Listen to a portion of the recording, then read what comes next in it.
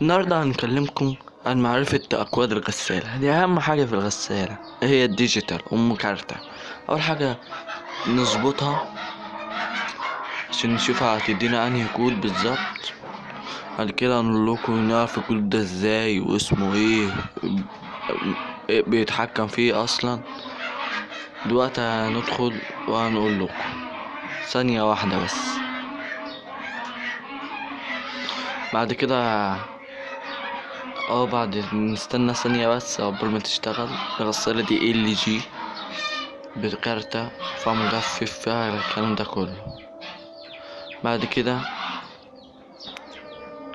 بعد ما تشتغل شوية هتدينا كود فيه مشكلة جواها. ندخل بقى على معرفة الأكواد دي بقى والكلام ده بعد كده يعني نخش ونظبط الدنيا. بعد كده نشوف الدنيا ونقول الكود هو هيظهر ظهر. دي اي. يعني ايه دي؟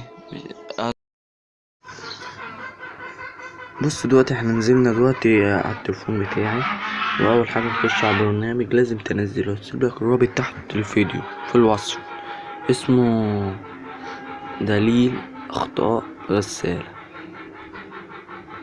دليل اخطاء الغسالة اهو. دليل اخطاء غسالة.